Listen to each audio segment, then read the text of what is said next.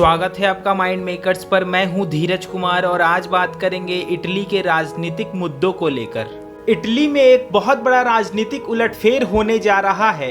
14 जुलाई को प्रधानमंत्री Mario Draghi ने अपने इस्तीफे का ऐलान कर दिया है।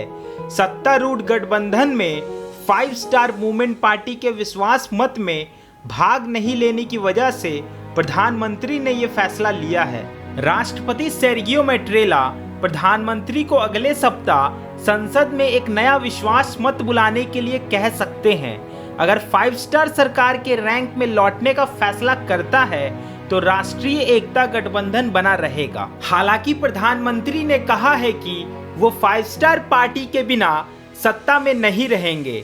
इसके अलावा पीडी और लीग दोनों ने संकेत दिया है कि अगर 5 स्टार पार्टी 14 जुलाई को सीनेट के वोट का बहिष्कार करता है तो वो दूसरी सरकार का समर्थन नहीं करेंगे।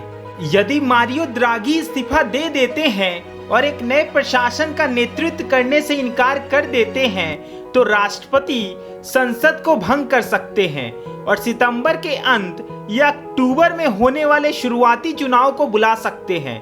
इटली ने द्वितीय विश्व युद्ध के बाद से 67 सरकारें देखी है, लेकिन इसमें से कभी भी सरकारी चुनाव शरद ऋतु में नहीं किया गया है और इसके पीछे एक अहम वजह है। चूंकि इटली के संविधान में यह स्पष्ट लिखा हुआ है कि जब भी कोई सरकार बनेगी उसके बाद हर साल शरद ऋतु के मध्य तक नया बजट पास होना चाहिए। अगर चुनाव ही शरद ऋतु में किए गए तब किसी भी सरकार के पास पर्याप्त समय नहीं होगा कि वो सरकारी तंत्र तंत्रिकाओं को संभालते हुए इतनी जल्दी देश के लिए बजट पेश कर सके। आपको बता दें कि बढ़ती ऊर्जा लागत की वजह से इटली एक बिगड़ती आर्थिक स्थिति का सामना कर रहा है। अभी हाल में ही वहां के प्रधानमंत्री ने कहा था कि उनकी योजना उपायों की घोषणा करने की है जिसका उद्देश्य ऊर्जा संकट को दूर करने का है। वहां के प्रधानमंत्री ने यह भी कहा था कि उनकी सरकार की बैलेंस शीट बहुत मजबूत थी। इसी वजह से कठिन हालातों में भी इटली एक मजबूत देश बना हुआ है।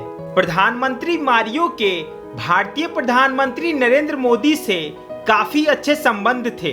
हाल में ही प्रधानमंत्री मोदी जर्मनी में आयोजित G7 समिट में हिस्सा लेने गए थे।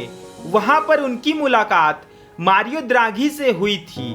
उस दौरान प्रधानमंत्री मोदी ने उन्हें टेबल टॉप उपहार में दी थी। वर्तमान में चल रहे राजनीतिक उठापटक ने इटली के राजनीति की पूरी तस्वीर बदल दी है।